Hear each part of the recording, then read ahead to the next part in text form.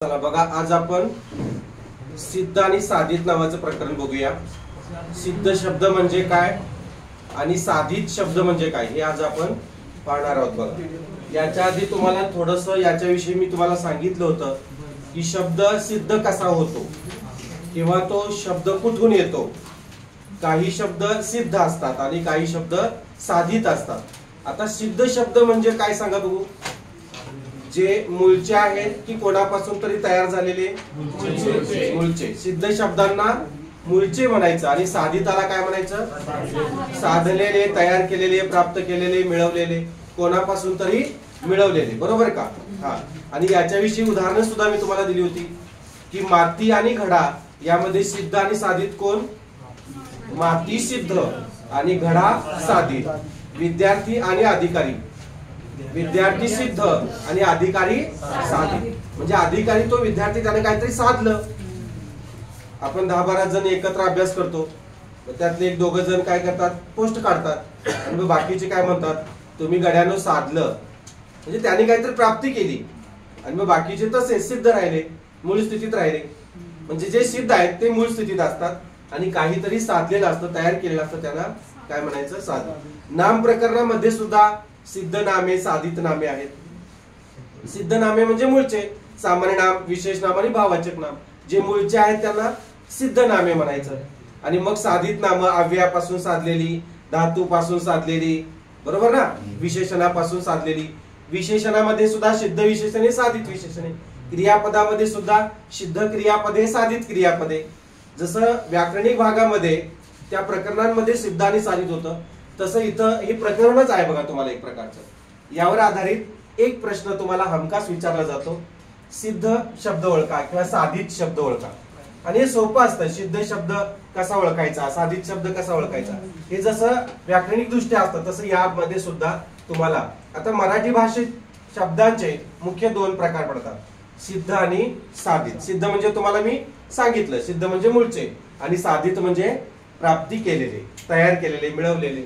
आता या सिद्ध शब्दांचे या व्याकरणिक भागामध्ये किंवा या प्रकरणामध्ये हे असे प्रकार पडतात बघा। तत्सम, तद्भव, देशी, त्यालाच आपण काय म्हणतो?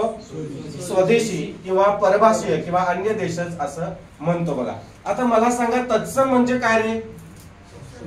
तत्सम म्हणजे काय? संस्कृत मधून जसेच्या तसे आलेले। तत्सम म्हणजे संस्कृत मधून जसेच्या तसे आलेले, यांना आपण काय म्हणतो? तत्सम असं म्हणतो बघा। आता तद्भव म्हणजे काय रे? याच्या आधी मी तुम्हाला सांगितलेलं आहे तद्भव म्हणजे काय। सांगा बघू, तद्भव म्हणजे काय? तद्भव म्हणजे काय? बदल होऊन आलेले। मी परवाच तुम्हाला सांगितले की तत्सम या शब्दाचा अर्थ, तत्सम म्हणजे यामध्ये तत अधिक सम असा 2 भाग आहेत बघा। तत अधिक सम, त्यासारखा सेम टू सेम। म्हणजे कोणासारखा सेम टू सेम? तर तो संस्कृत शब्दांसारखा सेम टू सेम, संस्कृत पासून जसाच्या तसा आलेला शब्द, त्याला आपण काय म्हणतो? तत्सम असं म्हणतो, लक्षात घ्या। आणि ततभव, तद्भव म्हणजे काय? तत अधिक भव म्हणजे काय सांगा? तत अधिक भव म्हणजे त्यापासून थोडासा तयार झालेला किंवा अंश बदलून आलेला किंवा आपल्याला आपल्यामध्ये बावलेला किंवा साधलेला, त्याला म्हणायचं काय? तद्भव म्हणायचं। काय म्हणायचं? तद्भव शब्द म्हणायचं। थोडासा बदल होऊन येतो तो शब्द। आणि देशी शब्द जो असतो तो काय असतो? तो कोणापासूनही साधलेला नसतो, मूळच्या आपल्या महाराष्ट्रातल्या मातीतला, त्याला स्वदेशी शब्द म्हणतात बघा। आता बरेचसे शब्द हे स्वदेशी आहेत आणि बरेचसे शब्द हे परभाषीय किंवा अन्य देशज आहेत। आता आपण बघितलं की भेंडी शब्द कुठून आला, विळी शब्द कुठून आला, तंबाखू शब्द कुठून आला, बरोबर ना? त्यानंतर पिलू शब्द कुठून आला, बघितले ना हे शब्द? रिक्षा शब्द कुठून आला, पिस्तूल शब्द कुठून आला, साहेब शब्द कुठून आला, बघितले ते शब्द? डबा, डब्बी, बदली, बदल, बादली, असे बरेचसे शब्द आपण बघितलेले आहेत। मग काही शब्द परप्रांतीय आहेत, काही परदेशी आहेत। आणि स्वदेशी शब्द म्हणजे देशी शब्द परवाच आपण बघितलेले आहेत बघा। परवाच्या लेक्चर मध्ये आपण देशी शब्द बघितले काय काय शब्द आहेत देशी शब्द आठवतात का तुम्हाला? आता आठवतात का सांगा? लाकूड, ढेकूण, दगड, धोंडा, धडूत, लुगड, डोळा, गुडगा, झांजर, दुडुळ, घोडा, कंबर, डोळा है ना, रेडा, बोका, मुलगा, यासारखे शब्द आपण देशी शब्द बघितलेले आहेत.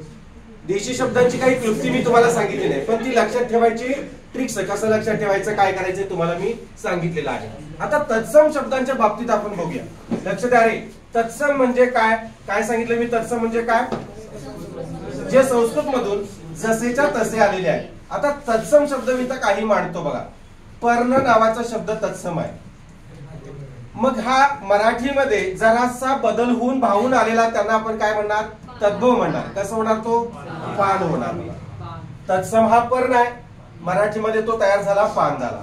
आता कर्ण नावाचा शब्द आहे बघा, कर्ण, तर मराठीमध्ये तद्भव शब्द काय होणार? कान होणार. आता हस्त नावाचा शब्द आहे बघा, हस्त, मराठीमध्ये काय होणार रे? हात होणार. दुग्ध नावाचा शब्द आहे बघा, दुग्ध, तर काय होणार मराठीमध्ये?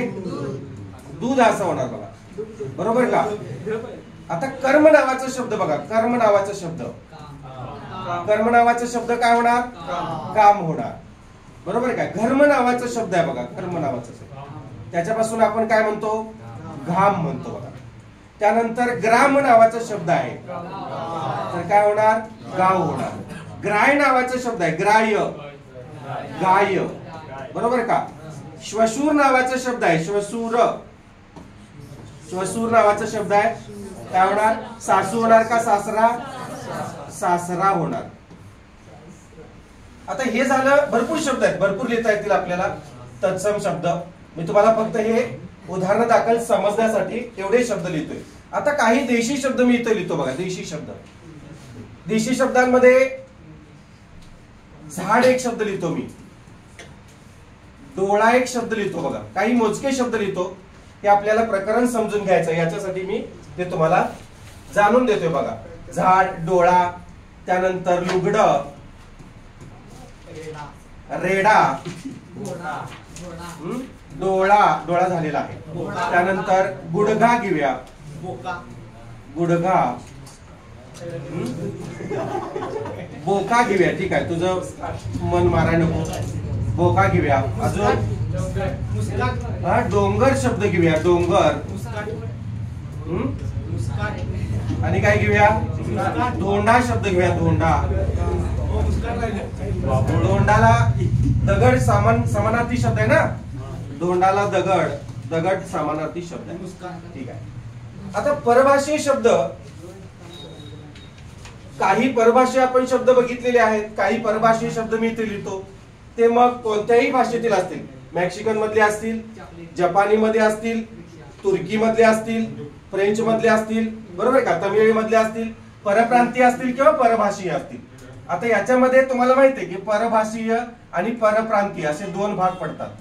परभाषीय आणि परप्रांतीय म्हणजे काय रे? आधी परप्रांतीय लिहितो बघा, परप्रांतीय. पर म्हणजे काय रे? पर म्हणजे दुसरा. प्रांतीय म्हणजे काय? आपल्या महाराष्ट्रातल्या मातीतले का? नाही. परप्रांतीय म्हणजे महाराष्ट्र सोडून इतर राज्यातले, मग गुजरात असेल गुजराती शब्द असेल, कर्नाटक असेल कानडी शब्द असेल, बरोबर आहे ना? हा, तेलुगू शब्द आंध्र प्रदेश, बरोबर का? असं परप्रांतीय किंवा परदेशीय लक्षात ठेवा. खूप सोपं प्रकरण आहे, फक्त तुम्ही अवधान द्या, बारीक बारीक लक्ष द्या. परप्रांतीय काही शब्द सांगा आणि परदेशीय काही शब्द सांगा. आता बघा, परप्रांतीय आपण पिलू नावाचा शब्द घेतला होता बघा, आठवतंय का? बघा, पिलू नावाचा शब्द हा कुठून आला? तुम्हाला शिकवले, सगळ्या क्लुप्त्या मी शिकवलेल्या आहेत तुम्हाला, तमिळ मधून आलेले आहे, बरोबर आहे, परप्रांतीय. त्यानंतर डबा नावाचा शब्द कुठून आला रे? डबा, डबा नावाचा शब्द घी भरलेला डब्बा घेऊन एक सेट दादर मध्ये आलेला होता आणि तो दलालाला भेटला, गुजराती. असं तुम्हाला क्लुप्ती सांगायला लागते बघा. बंदूक नावाचा शब्द कुठून आला रे? बंदूक नावाचा पोर्तुगीज मध्ये पिस्तूल आहे, तो कर्नल त्या बाईच्या पाटलीनबाईच्या डोक्याला पिस्तूल लावतो, तुला मारूनच टाकतो. दुसरा कर्नल म्हणतो थांब हिला लिलावात नेऊया, नातळात घेऊन जाऊया. हा, पिस्तूल हा तुर्की आहे का? पिस्तूल कुठला आहे? पिस्तूल पोर्तुगीज आहे आणि बंदूक तुर्की आहे. बरोबर आहे. मग तुर्कस्तानामधला आहे ना, परप्रांतीय कसं होईल? तुर्की आहे तो. हा, आता बघा मला सांगा, काका शब्द कुठून आला? काका हा कुठून आला? कानडी, कांबळे काका कैवार आहेत, किल्ली केळवण्याला ठेवतात. आपण क्लुप्ती घेतलेली आहे बघा. बरोबर ना? म्हणजे पिल्लू हा तमिळी आहे, डबा हा गुजराती आहे, काका हा कानडी आहे. आता बघा, बटाटा नावाचा शब्द आहे. बटाटा कुठला आहे? कुठला आहे? पोर्तुगीज. इकडे का लिहिलं? कारण तो पोर्तुगीज आहे, लक्षात घ्या. आता समजा बटाटा हा शब्द जर समजा पर्यायामध्ये पोर्तुगीज नसेल तर तुम्ही काय करा? स्पॅनिश लिहा. स्पॅनिश शब्द आहे, मूळ स्पॅनिश मधला आहे तो. स्पॅनिश कुठल्याही याच्यामध्ये लिहिलेलं नाही, पण शुद्ध शब्दकोशांमध्ये तो स्पॅनिश लिहिलेला आहे. जर पर्यायामध्ये पोर्तुगीज नसेल तर स्पॅनिश लिहायचं. बटाटा शब्द म्हणजे हे जे शब्द मी मांडलेले आहेत ते शब्द एकतर परप्रांतीय आहेत किंवा परदेशी आहेत, म्हणजे परभाषीय किंवा अन्य देशाचे आहेत. आणि हे सगळे कसे आहेत बघा? हे सगळे स्वदेशी आहेत, म्हणजेच देशी शब्द आहेत बघा. आता तत्सम तद्भव यांच्यातला मग फरक कसा लक्षात ठेवायचा? बरोबर ना? तुम्हाला काही वेळेला गफलत होऊन जाते, हे फरक कसं लक्षात ठेवायचा? आता काही बघा, पर्ण, मला सांगा झाड हा शब्द बघा, इथं बघा पर्ण, तत्सम पासून तद्भव शब्द कसा तयार होतो बघा. काही लोक काय म्हणतील की सर, हे लक्षात आले सर, नेत्र हा जो शब्द आहे, नेत्रला समानार्थी शब्द काय रे? डोळा, लोचन, अक्ष, चक्षु. बरोबर का? नेत्र या शब्दाला समानार्थी शब्द आहे. मग तुम्ही म्हणाल सर नेत्र हा तत्सम आहे, संस्कृत आहे. तत्सम म्हणजेच कोणते शब्द? संस्कृत शब्द. हे तुम्हाला माहिती आहे. संस्कृत मधून जसेच्या तसे जे मराठीत आलेले आहेत त्यांना तत्सम असं म्हणायचं. मग तुम्ही म्हणाल की सर नेत्र हा तत्सम आहे, मग डोळा स्वदेशी कसा? डोळा देशी कसा? डोळा तद्भव पाहिजे होता. मग सामान्य प्रश्न आहे. बरोबर ना? नेत्र जर तत्सम असेल तर डोळा काय पाहिजे होता? तद्भव पाहिजे होता. असं काही जणांना प्रश्न पडेल. आता तत्सम शब्द बघा, रेडा जो तुम्ही म्हणता, महिषा नावाचा शब्द आहे बघा. बरोबर ना? महिषा हा संस्कृत तत्सम शब्द आहे. मग महिषा म्हणजेच कोण? रेडा. मग तुम्ही म्हणाल रेडा हा सर तद्भव पाहिजे होता. बरोबर ना? आता तत्सम शब्द जानू, जानू कुठला? लहान न का मोठा न? लहान न. जानू लहान न. जानू म्हणजे काय? गुडघा. मग तुम्ही म्हणाल जानू हा तत्सम आहे सर, तर गुडघा हा शब्द तद्भव का नाही? असाही तुम्हाला प्रश्न पडेल. आता हे दगड बघा, पाषाण नावाचा शब्द आहे. पाषाण ऐका, पाषाण म्हणजे काय रे? दगड, शिळा. मग पाषाण शब्द जर तद्भव असेल, तत्सम असेल, तर दगड आणि धोंडा काय पाहिजे होता? तद्भव पाहिजे होता. वस्त्र नावाचा शब्द आहे बघा, वस्त्र नावाचा शब्द, हा वस्त्र शब्द कसला आहे? तत्सम आहे. तर तुम्ही म्हणाल लुगडं हे वस्त्रच आहे एक प्रकारचं, मग हे इथं पाहिजे होतं सर. तरु नावाचा शब्द किंवा पादप नावाचा शब्द बघा, पादप हा जो शब्द आहे त्याला तरु म्हणतात बघा. मग हा शब्द जर तत्सम असेल तर मग झाड हा शब्द तद्भव यायला पाहिजे होता. बरोबर ना? अशी शंका तुम्हाला उत्पन्न झाली असेल. पण तत्सम शब्द हे तद्भव शब्द कसे तयार होतात बघा. इथं प पासून पर्ण, लक्ष द्यायचं बारीक, मोबाईलात ठेवायचा. क पासून कर्ण, ह पासून हस्त बघा, प प, क क, ह ह, दुग्ध द द. ऐका इथं बघा, क क, घ घ, ग ग, ग ग. आता शिवसूर मधला श, शिवाजीचा श आहे, सासऱ्यामधला स आहे, एकाच गटातले आहेत. श श स हे एकाच गटातले आहेत ना. श श स आहे, हे तिघे उष्मे आहेत, एकाच गटातले आहेत. बरोबर आहे का? म्हणजे हे जुळतंय. आता इकडे बघा, लक्ष द्या. इथं काय मला सांगा? इथं नेत्र आहे, न आहे. इथं काय बघा? ड आहे. मग नेत्र, इथं मग नोळा पाहिजे होतं. येतं का लक्षात? म्हणजे नेत्र हा तत्सम आहे, संस्कृत आहे, पण इथं नोळा येईल का? नाही, इथं डोळा आहे बघा. खूप छान हे आहे बघा, लक्षात ठेवायची ट्रिक्स आहे. आता महिषामध्ये काय बघा? म आहे. महिषा म्हणजे कोण? रेडा, मग रेडा मच्या गटात येतो नाही, तद्भव होईल का मग नाही. आता जानू, जानू म्हणजे कोण गुडगा, जच्या गटात ग आहे, क च्या गटात आहे, ते कुठं तर जुळतोय का, मग जानूला इथं जुडगा पाहिजे होता, माझे जुडगे दुखाले तर आजोबा म्हणतील, असं होईल नाही. तुझं जुडगे फोडतो असं होईल. पाषाण, पाषाण म्हणजे कोण दगड. आता प इथं आहे आणि इथं द आहे बघा, जुळतोय कुठं, प च्या गटात ध तरी आहे का, प च्या गटात द तरी आहे का, प फ ब भ म, बरोबर का. आता वस्त्र, व इथं व आहे, इथं लुगडं ल आहे, जुळतोय काय, व इथं उल्लग उघड पाहिजे होतं मग असं जाय होईल. आता पादप, प म्हणजे इथं पाय बघा, तरु मध्ये त आहे, पादप म्हणजे कोण झाड, मग इथं झ आहे बघा, मग बघा प इथं झ, जुळतोय का नाही जुळत. म्हणजे तत्सम शब्द जे आहेत ते त्याच्यामध्ये जरासा बदल होऊन थोडेसे भावलेले शब्द यांना आपण काय म्हणतो, तद्भव शब्द असं म्हणतो. येतं लक्षात. आणि मग हे देशी शब्द आहेत आणि मग बाकीचे परभाषेचे शब्द आहेत, ते परभाषी शब्द हे तुम्हाला मी काय केलेले आहेत, प्रत्येक भाषेची क्लृप्ती सांगितलेली आहे. सांगितले ना, मॅक्सिकन मधले चॉकलेट आणि टॅमॅटो दोन शब्द आहेत मॅक्सिकन, बरोबर ना. मॅक्सिकन, मग मॅक्स नावाची गाडी भरून, किंवा चॉकलेट आणि टॅमॅटो मॅक्स नावाची गाडी भरून आणली, किंवा मॅक्सिकन मध्ये चॉ मॅ असं केलं होतं बघा, मॅक्सिकन अशी क्लृप्ती घेतली होती ना. हा, कुठली क्लृप्ती घेतली होती आठवत आहे तुम्हाला, काय आठवत आहे. आता म्या मध्ये मॅक्सिकन, बरोबर का, हे असं होतं बघा मॅक्सिकन मध्ये. मग याच्यामध्ये चॉकलेट आणि कुठला आहे टॅमॅटो, असे दोन आहेत बघा. हे चॉ मॅ टॅ, जसं जॉमॅटो तसं टॉमॅटो, हे असे क्लृप्ती आपण ठेवली होती बघा. याच्या आठवत आहे, चॉकलेट आणि टॅमॅटो हे दोन मॅक्सिकन शब्द, बरोबर का. हा, आता तुम्हाला जपानी शब्दांची सुद्धा मी क्लृप्ती सांगितली होती, आठवते का बघा जपानी शब्दांची क्लृप्ती. सुनामी, रिक्षा, हाराकिरी आणि सुनामी, बरोबर का. जपान मॉडेलची रिक्षा आहे, तो माणूस हरकून बसलाय, उतरणार झालाय, सुनामी लाटा आल्या तरी लय छान वाटाले बाबा मी नाही उतरत, असं तो म्हणतोय, बरोबर का. त्यानंतर मी तुम्हाला तुर्की शब्द सांगितले होते, तुर्की शब्दांची क्लृप्ती तुम्ही बघितले नसेल तर युट्यूबला बघा, आपले व्हिडिओ आहेत ते सगळे. हा, पाठीमागचे व्हिडिओ काढून बघा. काय तुर्की शब्द, बंदूक, कळगी, कुठलं कळगी गावात, बंदूक, कलगी आणि कजाक. बंदूक, कलगी, कलगी, कळगी म्हणजे मुलगी असं त्याचा अर्थ होते कॉलेजमध्ये.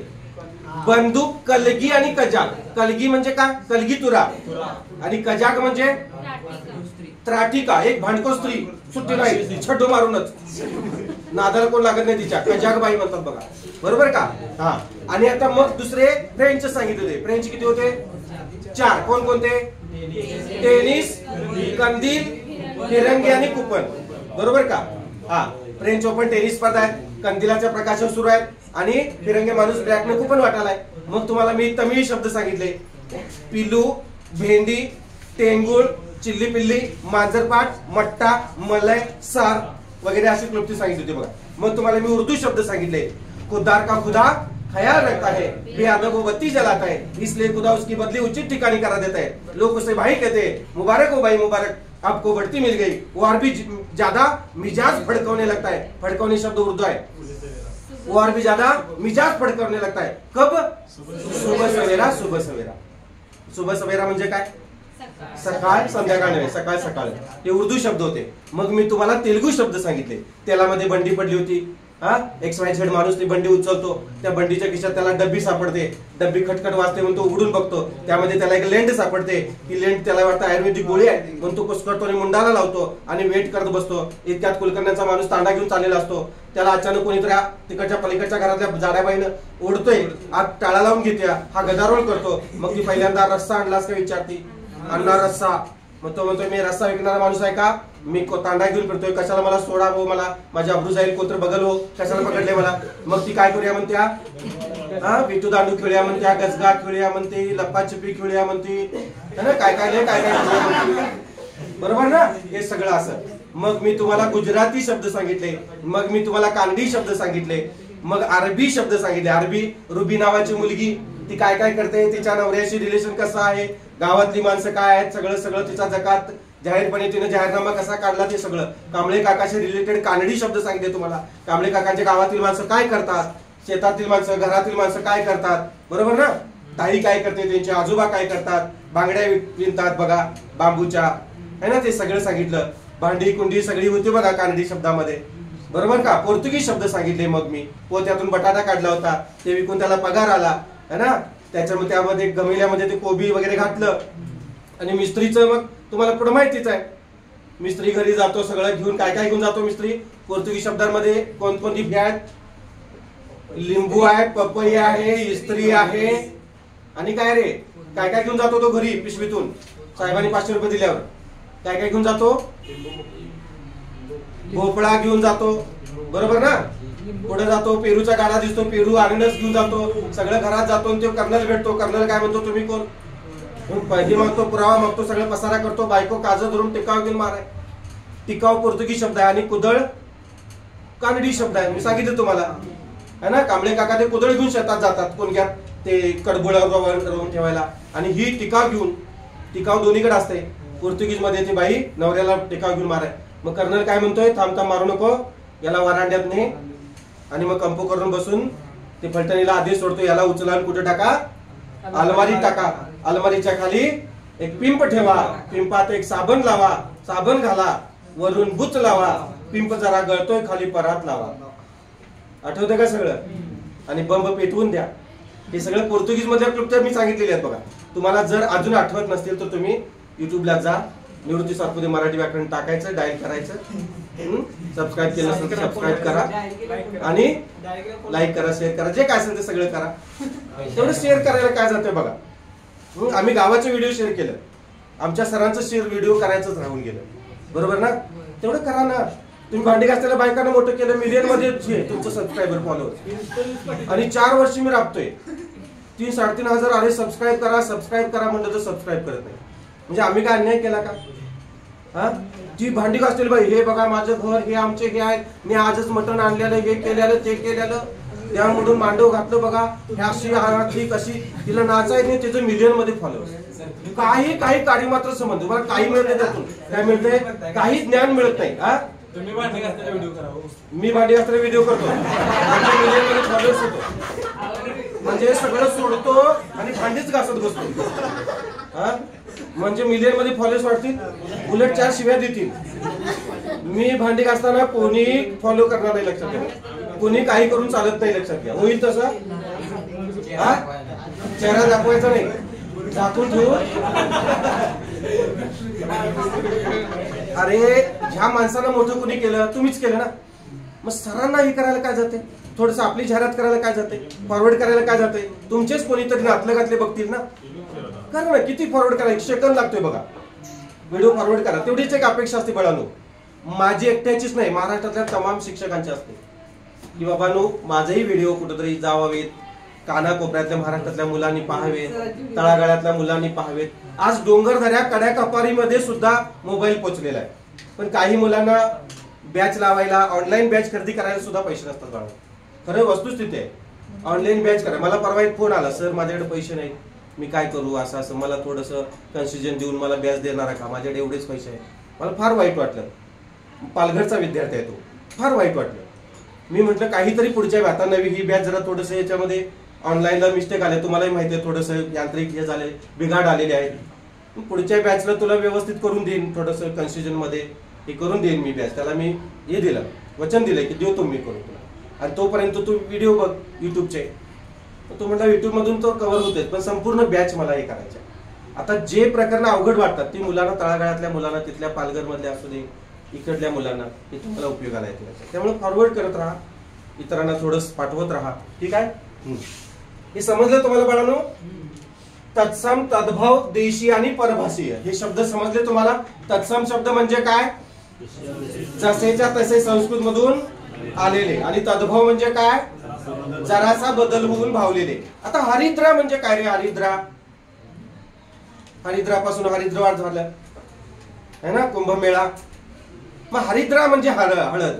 हळद हा शब्द जो आहे तो तद्भव आहे आणि हरिद्रा हा शब्द तत्सम आहे. मौक्तिकम म्हणजे काय रे? मौक्तिकम म्हणजे काय? रंगवल्लिका म्हणजे काय? मुक्तिकम हा संस्कृत तत्सम शब्द आहे आणि मोती म्हणजे तद्भव आहे बघा. रंगवल्लिका हा तत्सम शब्द आहे आणि रांगोळी हा तद्भव शब्द आहे बघा. सगळं आहे तुमच्या स्पायरल मध्ये. सगळं 36 पाणी आपलं जे स्पायरल आहे ना, जे पीडीएफ आहे बघा 36 पाणी, त्यामध्ये सगळं आहे बघा. लक्षात? हा, ज्याला कुणाला मिळालं नाही त्याला व्हॉट्सअप करा, मी तुम्हाला ती 36 पाणी पीडीएफ पाठवतो. त्यामध्ये आहे बघा तत्सम शब्द, तद्भव शब्द, देशी शब्द आहेत ना, आहेत, भरपूर शब्द आहेत, भरपूर आहेत बघा. तुम्ही वाचू शकताय, सांगू शकताय बघा. आहेत ना मॅडम? दिसले का? वाचा बघूया 2-4 शब्द. कोणकोणते शब्द आहेत दिसले का तुम्हाला? त्यामध्ये पद म्हणजे काय रे? पद हा तत्सम शब्द आहे, तर पाय हा काय येणार? तद्भव येणार. केश, केश तत्सम शब्द आहे, तर केस हा तद्भव शब्द येणार. येते का लक्षात? हा. आता कांती, काया हे शब्द कसले आहेत रे? तद्भव आहेत का तत्सम आहेत? तत्सम. काही तत्सम शब्दांचे तद्भव शब्द तयार झालेले नाहीत. समजलं का? हा, काही तत्सम शब्द जसेच्या तसे. आता माझं तुमचं नाव हे तत्समच आहे थोडक्यात. स्नेहल, आदित्य, स्वप्नील, सगळी बघा, निवृत्ती, सगळी नावं कशी आहेत? संस्कृत आहे. त्यांच्यापासून तद्भव शब्द तयार झाला का? निवृत्तीपासून बेवृत्ती, स्नेहल पासून बेहमल, आदित्य पासून बेदित्य, असं काय तयार झाला का? समृद्धी पासून बिमृद्धी असं तयार झाले का? अनिकेत पासून बिनिकेत झाले का? म्हणजे स्वप्नील, बिपनील असं काय तयार झाले? नाही तयार झाले. लक्षात? म्हणजे काही तत्सम शब्द जे आहेत ते मूळ स्थितीत तसेच राहिलेले आहेत. तत अधिक सम, सेम टू सेम. त्याचे तद्भव शब्द म्हणजे सगळे शब्द तद्भव नाहीत बाळांनो. येते का लक्षात? आता गृह, घर, गृह तत्सम आहे, घर तद्भव आहे. येते का लक्षात? शाला, शाळा, शाला तत्सम, पाठशाला म्हणतो आपण त्याला, आणि शाळा तद्भव. येते लक्षात? तुम्ही त्यामध्ये बघून घेऊ शकता. परभाषा शब्द ह्या क्लुप्त्या तुम्ही व्हिडिओला बघा. बाकीच्या सगळ्या क्लुप्त्या आजपर्यंतच्या ज्या आहेत, फक्त फारसीची क्लुप्ती सोडून बाकीच्या सगळ्या मी सांगितलेल्या आहेत. 1 मार्क हमखास आहे तुम्हाला, 1 मार्क. आता आपण जाऊया साधित शब्दांच्याकडे जाऊया. ठीक आहे? समजलं हे तुम्हाला? साधित शब्दांच्याकडे जाऊया. साधित शब्दांमध्ये बघा, साधित शब्द बघा. आता हे सिद्ध शब्द आपण बघितले ना, तत्सम, तद्भव, देशी आणि परभाषीय शब्द बघितले का? आता साधित शब्दांचे परत 4 प्रकार पडतात बघा. उपसर्ग घटित, प्रत्यय घटित, अभ्यस्त आणि सामासिक. दिसतंय का सगळ्यांना? हा. उपसर्ग घटित, प्रत्यय घटित, अभ्यस्त आणि सामासिक असे साधित शब्दांचे 4 प्रकार आहेत. आता इथं बघा, उपसर्ग घटित म्हणजे काय आपण आधी बघूया. प्रत्यय घटित म्हणजे काय बघूया. अभ्यस्त, परत याचे 3 प्रकार आहेत. पूर्णाभ्यस्त, अंशाभ्यस्त आणि अनुकरण वाचक. म्हणून तुम्हाला सिद्ध शब्दांचे जे 4 प्रकार आहेत याच्यावर कदाचित प्रश्न विचारणार नाहीत. आता अलीकडे थोडासा ट्रेंड बदललेला आहे. कदाचित तुम्हाला अभ्यस्त शब्द विचारतील, खालीलपैकी अभ्यस्त शब्द ओळखा. नुसता अभ्यस्त म्हणतील, पूर्णाभ्यस्त विचारणार नाहीत, अनुकरण वाचक विचारणार नाहीत किंवा अंशाभ्यस्त विचारणार नाहीत. पण अभ्यस्त शब्द असं काय विचारतील? कारण नेमके काय होते माहितीये का? परीक्षेला गेल्याबरोबर मुलांचं अभ्यस्त म्हणजे हेच काय विसरून जाते. कारण भांबवलेला असतो, फ्रेश मुलगा असतो, अनुभव नसतो परीक्षांचा, घरी पेपर सोडवायची काय अक्कल नसते, वेळ वाया घालवलेला असतो. तुम्ही जेवढे जास्त पेपर सोडवाल, प्रॅक्टिस मेक्स मॅन परफेक्ट. जेवढं पेपर तुम्ही सोडवाल ना घरी, प्रिव्हियस क्वेश्चन सेट असेल, अतिसंभाव्य प्रश्न संच असतील, तेवढा तुमचा अभ्यास दृढ होते बाळांनो. आणि मग कुठलाही शब्द कसाही येऊन दे, तुम्हाला हमखास येणार बघा. आता आमच्या मुलांनी काल परवा एक चूक केलेली आहे. हंस नावाचा शब्द मी तुम्हाला याच्यामध्ये घेतला, आठवलंय? लिंग नावाच्या प्रकरणामध्ये हंसचं स्त्रीलिंगी शब्द काय रे? हंस नावाचा शब्द आहे, हंस. त्याचा स्त्रीलिंगी शब्द विरुद्ध लिंगी शब्द काय? हंसी. हे असं आहे, बरोबर का? मग हा काय करून आले? चुकवून आलेले आहेत. एवढं सोपं आहे. मी सांगितलं माकड, माकडी, गाढव, गाढवी, सिंह, सिंही. सांगितलं ना, लिंग प्रकरण झालेलं आहे सगळं. आणि हा सारखा प्रश्न परीक्षेला येतात, सारखा देतात, सारखा. त्यांना आवडतो बघा. मी बरेचसे असे प्रश्न सांगितले तुम्हाला, आठवते का बघा? की हे बाळांनो सारखं परीक्षकांना सारखे प्रश्न आवडतात. ते राजाला मुकुट शोभतो, गुलमोहर मोहक दिसतो, गौरीला साडी शोभते, सारखे 5वीला ठेवल्यासारखे बघा, ते सारखे असतात. मग ते शब्द येतय म्हणून गाफील राहून चालणार नाही. जाताना एक वेळ नजर फिरवायला पाहिजे. हा तुमच्या हाताखालून कितीतरी वेळा हा शब्द प्रॅक्टिस करत असताना गेलेला असतो, पण येतंय म्हणून लोक काय करतात, दुर्लक्ष करतात. लक्षात ठेवा, काही लोक काय करतात, बेसिक मला येते सगळं म्हणून वरचा अभ्यास करायला जातात आणि बरोबर काय होते परीक्षेला त्याच वेळेला बेसिक विचारलं जाते. आता राज्यसेवा करणारी मुलं तेच करतात, गट ब करणारी गट क करणारी मुलं जे असतात तेच करतात, वरच्या लेवलचा फार अभ्यास करतात आणि परीक्षेला बरोबर काय येते, फाउंडेशन लेवलचा येते आणि मग तिथं फसतोय मुलगा. त्यामुळे मग 6 वर्ष 7 वर्ष त्याची कधी गेली कळत नाही. तुम्ही फाउंडेशन म्हणजे डीप लेवल पासून तुम्ही डीप लेवल करा, पण फाउंडेशन लेवल जी आहे ती सुद्धा तुम्हाला यायला पाहिजे, तुम्हाला लक्षात पाहिजे. म्हणजे खालून वर तुमचा आरोह पासून अवरोह पर्यंत अभ्यास पाहिजे. लक्षात आलं का, मूळ स्थितीतल्या गोष्टी. नाहीतर काय शिक्षक लोक सांगतात काही जण, म्हणजे अकॅडमीची लोक असतात ती मार्गदर्शक आणि शिक्षक यात फरक आहे बाळांनो, तुम्हाला माहित आहे का. मार्गदर्शक म्हणजे कोण, फक्त मार्ग दाखवतोय, हे करा ते करा. आणि शिक्षक म्हणजे काय, शिक्षा करवून घेणारा, अध्यापन प्रत्यक्ष अध्यापन करणारा, चांगलं चुंगलं सगळं सांगणारा, अगदी बारीक बारीक गोष्टी सांगणाऱ्या. हे असं असतंय ते तसं असतंय, याला म्हणायचं शिक्षक. मी तुम्हाला एक घोड्याचं उदाहरण दिलं होतं, आठवतंय. मार्गदर्शक हा घोड्याला फक्त पाणी दाखवणं, ए तिथं पाणी आहे जा, मग तो घोड्या जाईल काय करेल त्याचं त्याला ठरवायचं. पण शिक्षक मात्र तसं नाही, घोड्याच्या तबेल्यात जाईल, घोड्याला सोडील, पाण्यापर्यंत नेणार, घोडा किती पाणी पितोय ते बघणार. काही वेळेला जनावरे काय करतात माहितीये का, जनावरं पाणी प्यायला गेली की पाण्यात तोंड घालून पाणी प्यायला सुरुवात करतात, बरोबर का. आणि मग श्वास गुदमरलेला असतो म्हणून ते थोडा वेळ काय करतात, आपलं तोंड बाजूला करतात बघा, थोडा वेळ बाजूला करतात आणि मग श्वास घेतात, परत आणि पाणी पितात.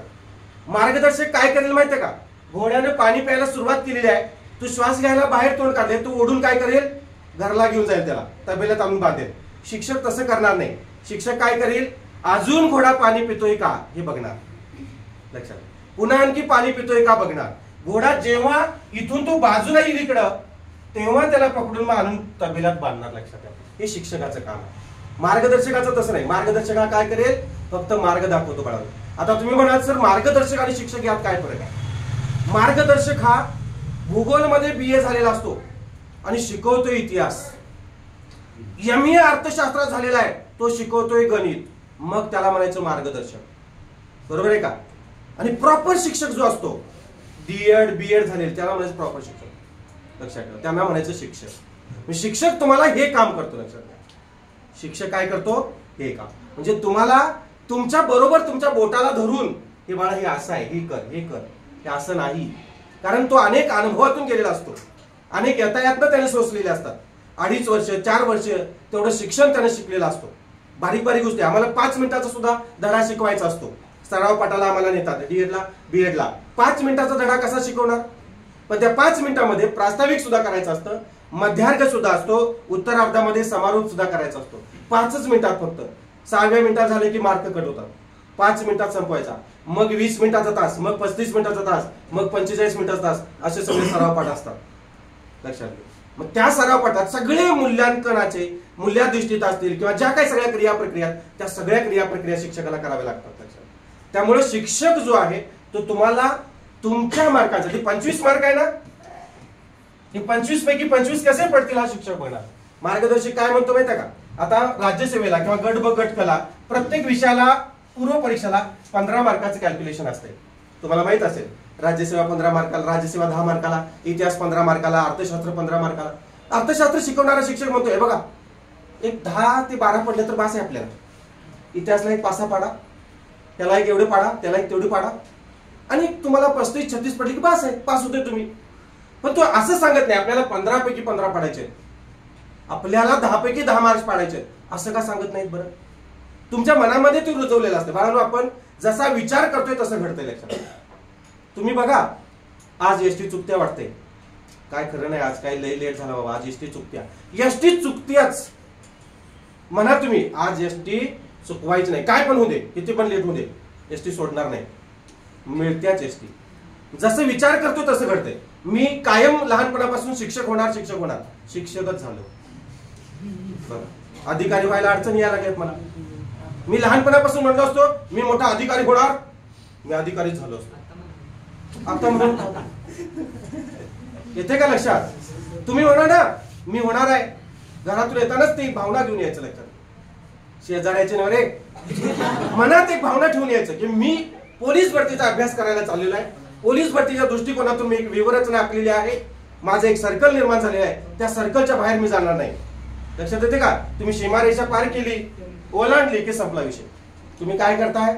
अवांतर बाकीचं करताय, त्यामुळे मागे राहताय. तसं करू नका. आपली भावना फक्त काय पाहिजे? आपल्या ध्येयाशी निगडीत असायला पाहिजे. तोच विचार सतत जळी स्थळी काष्टी पाशानी. घोड्याला ते असं लावलेलं असतं बघा, टुक टुक टुक टुक, इकडे पळत नाही तिकडे पळत नाही. इकडे पळते का असं? त्याला असं का लावलेलं असतं? ते सरळ जाते. ते तसं थोडे दिवस पोस्ट निघतपर्यंत, गुलाल लागेपर्यंत असंच. एकदा गुलाल लागले की कुठेही पळा की कोण फरक पडतोय. लक्षात येते? हा ठीक आहे, चला मळाव जाऊया. तूच जा एकटा.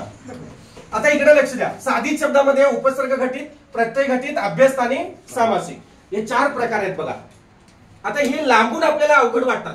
काय आहे एवढं? हे उपसर्ग घटित, प्रत्यय घटित, अभ्यस्त, हे आबा आजा पंजापासून कधी आम्ही हे शब्द ऐकले नाहीत. काय ऐकलेत? माझ्या तरी बापदादाच्यात कुठं हे शब्द ऐकले नाहीत. उपसर्ग घटित, प्रत्यय घटित, अभ्यस्त कधी शब्द ऐकले नाहीत मी. पूर्णाभ्यस्त, अंशाभ्यस्त, तद्धित आम्हाला चड्डीत माहित होतं, पण तद्धित शब्द कधीच आम्ही ऐकला नाही. हे बघा, कृत प्रत्यय, कृदंते, धातू साधित, शब्द साधित, नाम साधित कधीच ऐकलं नव्हतं. काय ऐकले होते? लांबून एवढं अवघड वाटतंय, जवळ गेलं नाही एवढं सोपं आहे. त्याच्या एवढं कुठलंच सोपं नाही.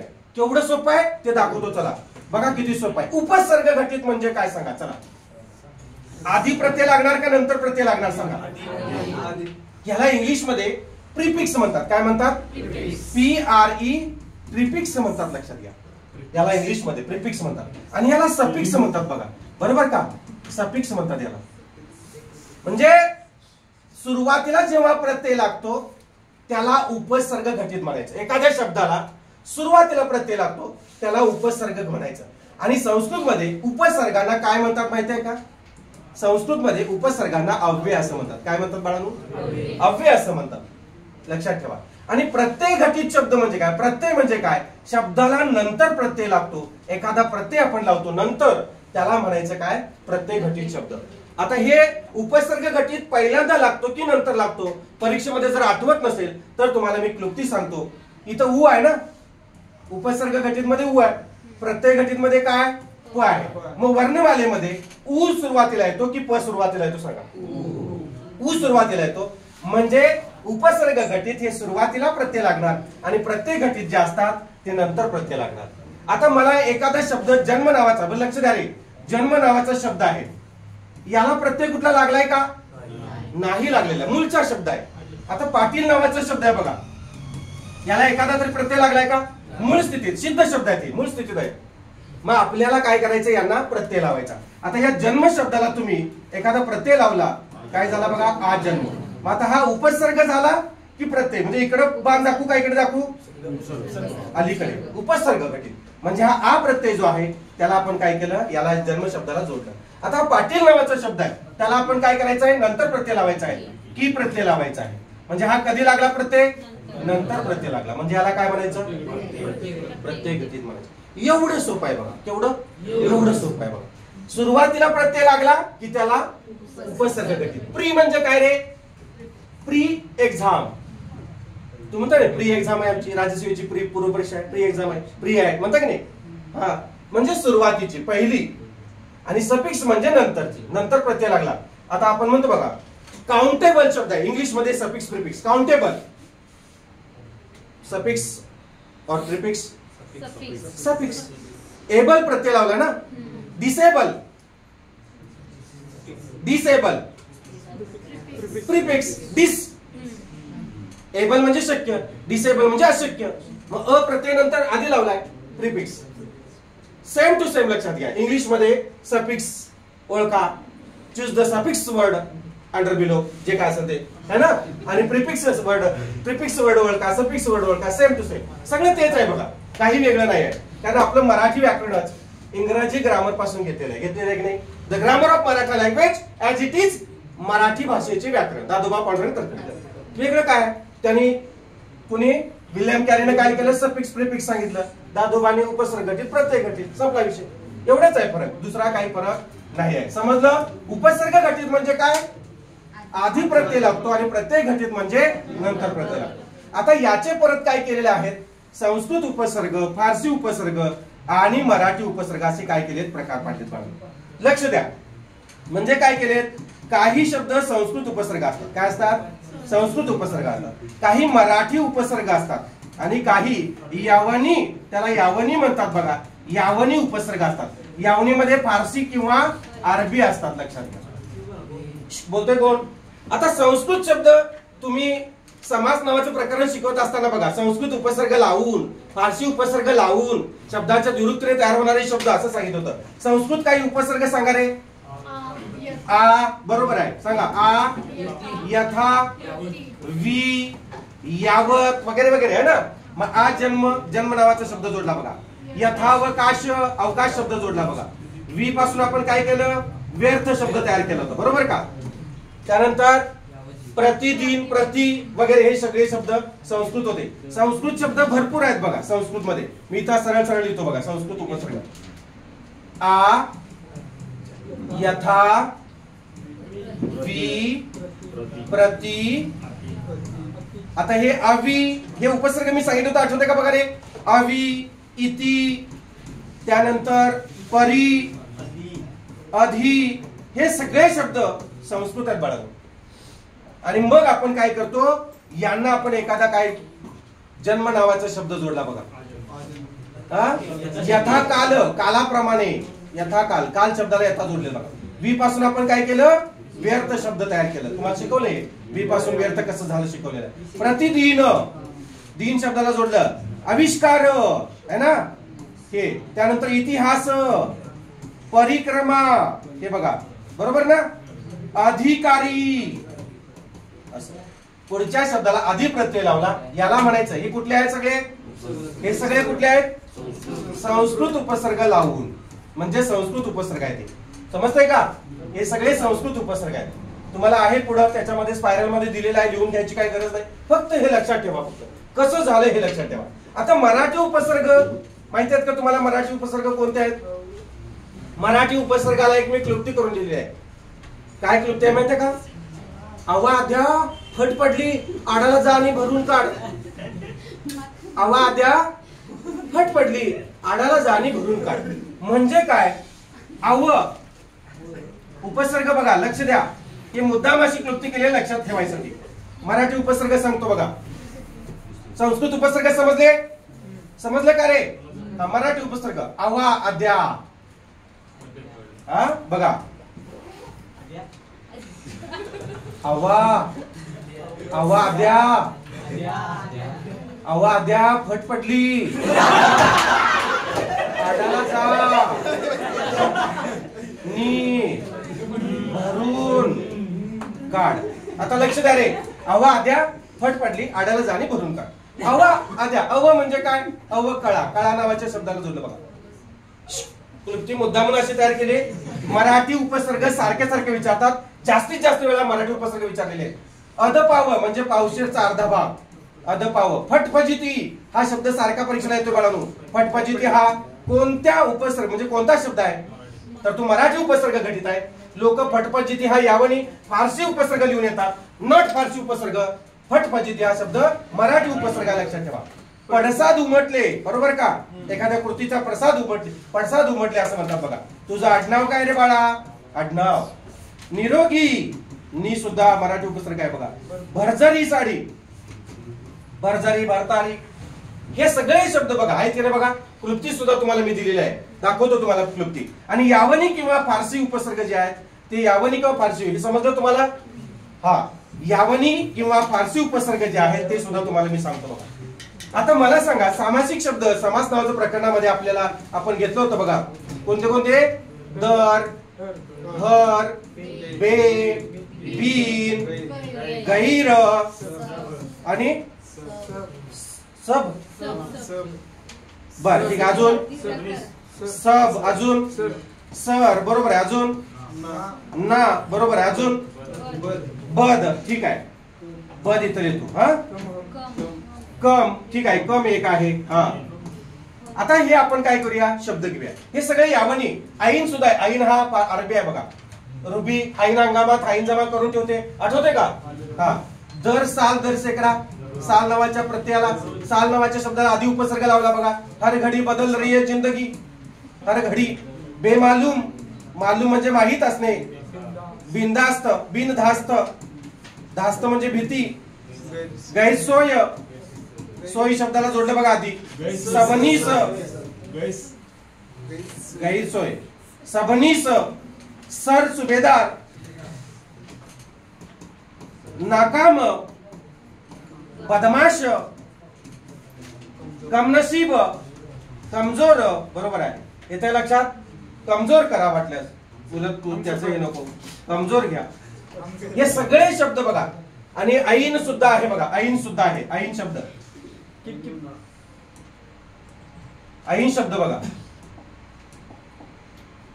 आईन नावाचा जो शब्द आहे आईन, हे अरबी आहे बघा. आईन शब्द कोणते होते? आईन हंगाम, रुबी आईन हंगामात आईन जमा करून ठेवते. अरबी शब्द आहेत दोन्ही. समजलं का? हे फारसी उपसर्ग आहेत बघा. संस्कृत उपसर्ग, फारसी उपसर्ग आणि यावनी. यावनी म्हणतात त्याला. यावनी, यवनी चालतंय. फारसी किंवा अरबी ना यावनी उपसर्ग म्हणतात. उपसर्ग म्हणजे शब्दाच्या आधी लावायचा प्रत्यय. त्याच्या लक्षात? हा. त्यांना विविध सूचक अर्थ असतात की नाही रे? उपसर्गांना विविध सूचक अर्थ असतात. दरचा अर्थ काय? दरचा अर्थ काय? प्रत्येक. गैरचा अर्थ? गैरचा अर्थ काय? नसलेला, गैरहजर, हजर नसलेला. बरोबर ना? प्रत्येक शब्दाचा अर्थ. बे म्हणजे नसलेला, बे मालूम माहित नसलेला. बिन म्हणजे नसलेला, दास्ती नसलेला. गैर म्हणजे नसलेला. येते का लक्षात? असे सगळे शब्द आहेत बघा. उपसर्ग घटित शब्द समजले तुम्हाला? उपसर्ग साधित सुद्धा म्हणतात त्याला. साधिताचे प्रकार आहेत म्हणून दुसरं नाव आहे उपसर्ग साधित किंवा उपसर्ग घटित. आता आपण प्रत्यय घटित बघूया. तुम्हाला जर उपसर्ग शब्द बघायचे असतील तर तुम्हाला हे दाखवतो बघा मी. हे बघा. संस्कृत उपसर्ग किंवा संस्कृत उपसर्ग घटित आहे ना. आ, यथा, वि, प्रति, अभि, अपि, अभि, अभि शब्द, अनु शब्द, परि शब्द आहे ना. सांगितलं ना मी तुम्हाला. याच्या आधी संधी शिकवत असताना मी सगळे घेतलेलं आहे बघा. है ना. अधिदैवत, अध्यादेश वगैरे, दु, उत, नि, सम हे सगळे आहेत बघा. आता मराठी शब्द बघा. अवा, अद्या, फट पडली, आडाला जाणी भरून काढ, है ना. मराठी उपसर्ग अव, अद, पड, पट, पड, आड, नि, भर. हे बघा सगळे. अवदसा, त्याच्या अंगात अवदसा शिरले बाबा. अवकळा, अवजड आहे, अवघड आहे. अवचित उठला, मागच्यात मुतला. हे सगळं असं आहे बघा. अधमास, आमचा अधमास काढायला आलाय म्हणजे मागमोस काढायला आलेला आहे. अधमुरे, अधमोरे, अधरुण. हे बघा क्रिया विशेषण आहे बघा. अधरुण म्हणजे जाणून बुजून, मुद्दाम. हे लक्षात ठेवा. वाचून घ्या सगळं. है ना. फटफजिती, फटकळ आहेस तू. एक फटकारा दिन बघा असा. सटकन दिन बघ म्हणतो ना आपण. फटफजिती. पडसाद उमटले, पडताळा, पडजीब, पडछाया. हे सगळं बघा. है ना. आता फारसी किंवा अरबी बघा. हे बघा. फारसी किंवा अरबी यावनी उपसर्ग घटित कोणत्यात बघा. दर, हर, बे, बिन, गैर, सब है ना. हे अजून बघा. अजून सर, ना, बद, कम, कमजोर, कमकुवत, कम नसीब. मी लिहिलं होतं कमजोर. याचा कमजोर लिहिलं, कम नसीब पण लिहिलं होतं बघा. हम हमेशा, हम साया, हम सफर, हम उम्र, हम दर्द.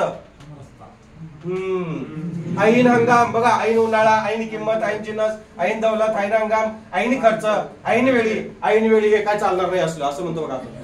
म्हणतो की नाही. ऐन वेळी, भरत्याच वेळेला कुठले हे काय काढलेस तू, असं सगळं हे. आता आपण काय करूया. कुठले बघायचे आहेत बघा. आता आपण कुठले बघायचे आहेत. हा. प्रत्यय घटित शब्द बघायचे. आता हे लांबूनच अवघड वाटतात बाळांनो. प्रत्यय घटित शब्द लांबून अवघड वाटतात. आपण ते बघूया. आता यामध्ये दोन भाग पडतात. याच्याही पुढे भाग आहेत का ते राज्यसेवेला आहेत. याच्या पुढचे तुम्हाला एवढेच उपयोगायचे तेवढेच सांगतो. नंतरच्या व्हिडिओमध्ये आपण राज्यसेवेसाठी बघणार आहोत परत सगळं डीप मध्ये अतिशय. प्रत्येक घटित शब्द राज्यसेवेच्या मुलांनी बघितलं तर चालतंय. हे गटबच्या गटकच्या सगळ्या मुलांनी बघितलं तर चालतंय. 95% कव्हर केलेलं आहे. सगळे व्हिडिओ आपले त्यांच्यासाठी सुद्धा चालतात बघा. प्रत्यय घटित, प्रत्यय साधित बघा. कृत प्रत्यय, तद्धित प्रत्यय. आता कृत प्रत्यय, प्रत्यय म्हणजे काय आणि तद्धित प्रत्यय म्हणजे काय तुम्हाला सांगतो. एखाद्या आता प्रत्यय घटित शब्द म्हणजे आधी प्रत्यय का नंतर रे. नंतर आपल्याला काय करायचं आहे. प्रत्यय लावायचा. बरोबर का. नंतर प्रत्यय लावायचा. आणि हे नंतर जेव्हा प्रत्यय लावतो. कृत प्रत्यय म्हणजे काय. एखाद्या धातूला काय म्हणतो बघा मी. एखाद्या धातूला तुम्ही जेव्हा नंतर प्रत्यय लावणार तेव्हा त्याला कृत प्रत्यय किंवा कृदंत किंवा धातू साधित म्हणायचं. आणि एखाद्या नामाला किंवा एखाद्या शब्दाला तुम्ही जेव्हा नंतर प्रत्यय लावणार, काय म्हणतोय बघा मी, लक्ष द्या, एखाद्या नामाला किंवा एखाद्या शब्दाला, मग नाम असू दे, शब्द मग तो विशेषण असू दे, सर्वनाम असू दे, काही असू दे, बघा येते का लक्षात? त्या एखाद्या शब्दाला तुम्ही प्रत्यय नंतर लावणार तेव्हा तुम्ही काय करायचं, त्याला प्रत्यय घटित. जर धातूला तुम्ही एखादा प्रत्यय लावला तर धातू साधित प्रत्यय घटित म्हणायचं. एखाद्या नामाला प्रत्यय लावला तर नामसाधित किंवा तद्धित प्रत्यय म्हणायचं त्याला. आता एक धातू सांगा रे मला, चला धातू सांगा बाळांनो. हा धातू सांगा, चला. हस बरोबर आहे, सांगा धातू. खा बरोबर आहे, पी बरोबर आहे, रड, जेव, ये, बस, उठ, हे सगळे धातू आहे, बरोबर का? आता या धातूंना आपण कधी प्रत्यय लावणार, पटकन सांगा. नंतर लावणार का आधी लावणार? नंतर लावणार. आता बघा ला प्रत्यय घेऊया, असं ला नंतर प्रत्यय लावला आहे ना, धातू आहे. खाऊन, आज काय लय खाऊन आहेस तू, पिऊन जा, बरोबर आहे का? हा, रडून आला, बस घ्या, बसून, उठ, उठला, उठून, जेव, जेवला, जेवतो, जेवून, असे शब्द. म्हणजे एखाद्या धातूला तुम्ही काय केलं, नंतर प्रत्यय लावला की त्याला काय म्हणायचं बघा, कृत प्रत्यय किंवा धातू साधित प्रत्यय घटित म्हणायचं. काय म्हणायचं? एवढं सोपं आहे बघा. धातूला, कुठलाही धातू घ्या, धातूला एखाद्या प्रत्यय दिसला की त्याला धातू साधित काय म्हणायचं, प्रत्यय घटित शब्द. आणि तुम्ही एखाद्या नामाला किंवा एखाद्या विशेषणाला किंवा एखाद्या सर्वनामाला काय करणार, तुम्ही नंतर प्रत्यय लावणार. आता पाटील नावाचा शब्द आहे बघा, पाटील आहे. नम्र नावाचा शब्द आहे बघा, बरोबर. थंड नावाचा शब्द आहे, थंड हे विशेषण आहे ना, ऐका. हा, तर या शब्दांना आपण जेव्हा नंतर प्रत्यय लावतो एखादा, आता पाटीलला की प्रत्यय लावला, मी लावला का? नम्र ता प्रत्यय लावला, थंडाई आई प्रत्यय लावला बघा इथं. मग या आधी प्रत्यय लावलेत का नंतर लावलेत? नंतर लावलेत. म्हणजे हे नंतर प्रत्यय लावले बघा, लावले का? हा, म्हणजे यांना हे धातू आहेत का? धातू आहे का याच्यामधून? धातू म्हणजे काय? धातू म्हणजे त्यामध्ये कोणती तरी क्रिया पाहिजे, कोणतं तरी काम पाहिजे, बरोबर का? धातू कोणामध्ये असतात? क्रियापदामध्ये असतात. ही क्रियापद आहेत का? नाही. म्हणजेच काय की या शब्दाला आपण नंतर प्रत्यय लागतो, एकतर ते नाम असेल किंवा एखादा कुठलाही शब्द असू शकतो, कुठलाही शब्द. आता येथे शब्द नावाचा, येथे हा शब्द आहे बघा, येथे हा धातू आहे, तेथे हा धातू आहे का रे? नाही. यांना आपण, म्हणजे शब्द आहे ना, क्रिया विशेषणाव्य येते, मग यांना आपण एखादा प्रत्यय लावूया. कोणता प्रत्यय लावूया? आता येथेच आपण काय करूया, येथून केलं बघा आपण, बरोबर का? ऊन प्रत्यय लावला, तेथेच तेथून प्रत्यय लावला. म्हणजेच काय, एखाद्या कुठल्याही शब्दाला तुम्ही प्रत्यय लावा नंतर, किंवा एखाद्या नामाला कुठल्याही, म्हणजे सामान्य नाम असू दे, विशेष नाम असू दे किंवा भाववाचक नाम. भाववाचक नाम आपण प्रत्यय घटित शब्द तयार केलेत की नाही बघा. भाववाचक नामांना भाववाचक नाम तयार केलीत. नम्र पासून नम्रता ता प्रत्यय, आई प्रत्यय जोडून, समाज नावाचा शब्द आहे त्याला सामाजिक इक प्रत्यय जोडून, बरोबर ना. सुंदर नावाचा शब्द आहे त्याला आपण य प्रत्यय जोडून सौंदर्य केलं. समजलं का? आता सौंदर्य हा शब्द उपसर्ग घटित की प्रत्यय घटित सांगा. सौंदर्य हा जो शब्द आहे तो उपसर्ग घटित की प्रत्यय घटित? य प्रत्यय जोडलेला आहे तो. सुंदर नावाचा शब्द आहे त्याच्यामध्ये, आणि य प्रत्यय ना, आई की ता गिरी य. गुलामगिरी हा उपसर्ग घटित येणार का प्रत्यय घटित? गुलामगिरी, गिरी प्रत्यय लावला, प्रत्यय घटित आला. मग परत माझा प्रश्न आहे, गुलामगिरी हा शब्द कृत प्रत्यय आहे की तद्धित प्रत्यय आहे? गुलामगिरी तद्धित. का? कारण गुलाम हा शब्द आहे, म्हणजे नाम आहे, सॉरी विशेषण आहे. गुलाम हा शब्द आहे, तो धातू नाही आहे. लक्षात आलं? धातू असेल तर कृत प्रत्यय म्हणायचं. कृत म्हणजे क्रिया, पुरस्कृत, पुरस्कार केलेला, केलेला म्हणजे क्रिया केलेली, बरोबर ना. तिरस्कृत, तिरस्कार केलेला. कृत म्हणजे क्रिया केलेला, केलेल्या शब्दात क्रिया आहे की नाही, म्हणजे त्याला कृत प्रत्यय म्हणायचं. आणि तद्धित प्रत्यय म्हणजे काय? नाम साधित, विशेषण साधित, बरोबर का शब्द असणार, किंवा एखादा कुठलाही शब्द असू दे, मग सर्वनाम घ्या वाटल्यास, किंवा कुठलाही शब्द घ्या, तर त्या शब्दाला नंतर तुम्ही प्रत्यय लावणार, त्याला तद्धित प्रत्यय म्हणायचं. एवढं सोपं आहे बघा. लांबून अवघड वाटतं की नाही? किती सोपं आहे बघा. आता मग आपण हे समजलं तुम्हाला. आता मग आपण काय बघूया, अभ्यस्त शब्द बघूया. आता अभ्यस्त शब्द म्हणजे काय रे? काय अभ्यस्त शब्द म्हणजे काय असेल सांगा. मी तुम्हाला याच्या आधी अभ्यस्त या शब्दाची ओळख सांगितलेली आहे. अभ्यस्त म्हणजे काय सांगितलेलं आहे आठवते मॅडम, आठवते आदित्य. अभ्यस्त म्हणजे दुप्पट. एक शब्द आहे तसा घ्यायचा, दुप्पट, झेरॉक्स कॉपी, त्याला म्हणायचं अभ्यस्त म्हणायचं. अभ्यस्त म्हणजे काय? शब्दाची दुप्पट. लक्षात ठेवा, अभ्यस्त या शब्दाचा अर्थ काय? दुप्पट, कधी विसरायचं नाही. आणि मग त्याचे पूर्णाभ्यस्त, अंशाभ्यस्त आणि अनुकरणवाचक असे 3 प्रकार पडतात. आता हे 2 मिनिटात तुमचं हे प्रकरण संपतंय बघा. कारण एवढं सोपं आहे हे प्रकरण. लांबून आपल्याला पूर्णाभ्यस्त म्हणजे काय, लांबून आपल्याला अंशाभ्यस्त म्हणजे काय, किंवा अनुकरणवाचक म्हणजे काय हे समजत नाही.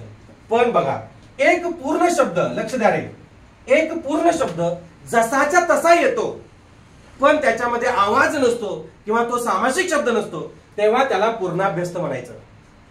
एक पूर्ण शब्द जसाच्या तसा न येता त्याच्यामध्ये त्यातलं एक अक्षर किंवा तो पूर्ण शब्द बदलून येतो, किंवा तो शब्द त्याच्यामध्ये आवाज नसतो किंवा तो सामासिक शब्द नसतो, समास नावाच्या प्रकरणात नसतो, त्याला अंशाभ्यस्त म्हणायचं.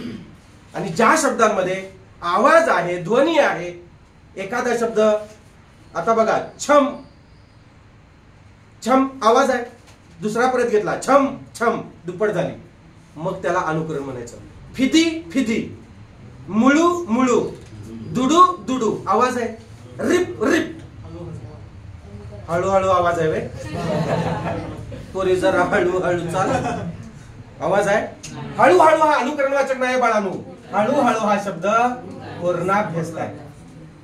बघा आता हळूहळू तुम्हाला लक्षात यायला लागेल. इकडे लक्ष द्या आता. बापरे, काल पाऊस पडला आणि सगळीकडे पाणीच पाणी झालं.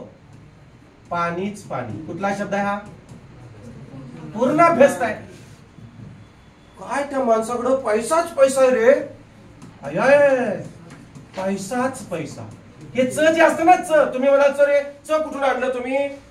हे च निवदाला असतंय, त्याचा काडी मात्र संबंध नाही.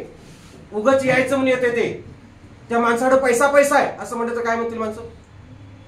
तिथं सगळं पाणी पाणी झालं ते चालतंय, पाणीच पाणी झालं तरी चालतंय, पण त्या माणसाकडे पैसा पैसा आहे. आता ते गाण्यात चालतंय, तू पैसा पैसा क्या करती है, पैसे की लगा दू ढेरी, ढेकळ दूध ढेरी, याला अभ्यास होईना, पैशाची ढेरी लावते, पैसाच पैसा. आता हे बघा, लक्ष द्या, ए माझ्या मागे मागे येऊ नको रे, हा पुढे पुढे करू नको रे, पुढे पुढे. हे शब्द कसले आहेत रे? पूर्णाभ्यस्त. सारखा मध्ये मध्ये करत असतो. खुळा कुठला? मध्ये मध्ये, बरोबर ना? सारखा मध्ये मध्ये असतो बघा. माझ्या मागे मागे येऊ नको. आता हे सामासिक शब्द आहे का? समास नावाचं प्रकरण, त्यामध्ये समास नावाच्या प्रकरणामध्ये प्रकार कोणते सांगा? प्रकार, समासाचे प्रकार, अव्ययभाव समास, तत्पुरुष समास, द्वंद्व समास आणि बहुव्रीही समास. मग त्या 4 प्रकारामध्ये हे आहेत का? अव्ययभाव समासामध्ये आहेत, तत्पुरुष समासामध्ये दिसले तुम्हाला, द्वंद्व समासामध्ये दिसले नाही दिसणार. येतं लक्षात? हा. आता अंशाभ्यस्त बघा. अंशाभ्यस्त शब्द कसले? त्यामध्ये ध्वनी नाही पाहिजे आणि सामासिक शब्दांमध्ये नाही पाहिजे. लाडी गुडी, लय लाडी गुडी लावू नको, लाडी गुडी बरोबर आहे. हा बघ, बारीक सारीक विचार करू नको, लय बारीक सारीक विचार करतोस तू, बारीक सारीक. अजून सांगा. आता तुम्हाला माहिती आहे, मी कालच सांगितलेले, आपण परवा बोललो होतो की ए त्या पोरगी बिरगीच्या नादाला लागू नको, जरा आंघोळ बिंगोळ करून ये, पावडर बिवडर लाव, जरा तेल बिल लाव तोंडाला, केसाला म्हणतो रे आपण. हा, त्या पोरग्या दगड बिगड मारशील बाग, त्या माणसाकडे पैसा बिसा काय मागायचं नाही. आलं का लक्षात? त्या पोरगी बिरगीच्या नादाला लागलेस तर बाग सांगितलं नाही म्हणशील तर बापा बिपाला किंमत दे, जरा माणसा बिसांना जरा आदर दे, गावा बिवात जरा थांब, अभ्यास बिभ्यास कर म्हणतात की नाही. लोकांचा आदर बेदर जरा करत जा. त्या सपन्या बिपण्याच्या नादाला लागलेस तर बघ, सपन्या बिपण्या, मोबाईल फिबाईल, गावात बिवात ना, माती बिती, ए दगड बिगड महाराज नाही, दगड बिगड, हा लय भात बीत खाऊ नको, भात बीत, गोळा बिळा फेकतोस का नाही? गोळा बिळा, हा चिरमुर बिरमुर, हे काय म्हणायचं? काय तांबडा पांढरा म्हणायचं? हा? हंतेश चप्पल चगळून मला हा? काय म्हणायचं याला? अंशाभ्यस्त रे, अंशाभ्यस्त. हा सांगा. दगड बिगड, दगड बिगड. अजून सांगा. अमुक तमुक. वा, अशी पोरं पाहिजेत बघा मला. अमुक तमुक. अजून सांगा. उलटा सुलटा. वाचून सांगतीया. उलटा सुलटा. तुला वाटलं मला समजत नाही? किती वर्ष राबलोय मी? एवढा वर्षाचा अनुभव आहे. 12 वर्षाचा वनवास संपलाय माझा. तुम्ही वाचून सांगताय, बघून सांगताय, मला कळत नाही. Cheating not cheating. हा हा विजय समजलं? Not cheating, only meeting. आता अनुकरण वाचक म्हणजे काय बघा. अनुकरण वाचक म्हणजे काय? वाचू सांगायचं नाही, मी सांगितलं याच्या आधी. ज्या शब्दांमध्ये ध्वनी असतो, आवाज असतो, असे शब्द, तो शब्द पुन्हा आहे तसा घ्यायचा, त्याला म्हणायचं अनुकरण वाचक म्हणायचं. सांगा अनुकरण वाचक शब्द सांगायचा. हा छुम छुम, छुम छुम. हे सांगा, सांगा रे. रिप रिप, रिप रिप. अजून फिदी फिदी, फिदी फिदी, फिदी फिदी. अजून तुरु तुरु. बरोबर आहे. तुरु तुरु, चाल तुरु तुरु. खळ खळ. बरोबर आहे. खळ खळ, खळ खळ. झापूक झुपूक. ए झापूक झापूक पाहिजे. झापूक झुपूक कशात येणार? अंशाभ्यस्त. लक्षात. गोली बिली. हा अंशाभ्यस्त येणार. गोली बिली, गोलीगत. ठीक आहे. तर झापूक झुपूक याच्यात येणार नाही. फिदी फिदी. दुडू दुडू, दुडू दुडू. लुटू लुटू. तुला नेतो माळावर, थांब. आवाज ऐकवतो की. लुटू लुटू कशाचा आवाज आहे रे? दुडू दुडू कशाचा आवाज आहे? चालण्याचा. लुटू दुडू दुडू. लक्ष द्या. दुडू दुडू चालण्याचा आवाज, लुटू लुटू चालण्याचा आवाज, तुरु तुरु चालण्याचा आवाज, फिदी फिदी हसण्याचा आवाज, लुटू लुटू, लुटू लुटू चालण्याचा, लुटू लुटू चालण्याचा आवाज सांगितला मी. चालण्याचा नाही, लुटू लुटू दुडू दुडू चालण्याचा म्हटलं. दुडू दुडू डुलाचा आवाज, लुटू लुटू लुटू डुलाचा आवाज आहे. लक्षात ठेवा. छुम छुम पैंजणाचा आवाज. लक्षात येते का? जेव्हा आवाज असतात, हे लक्ष द्या रे, जेव्हा ध्वनी असतात. आता मला सांगा, काव काव कशात येणार?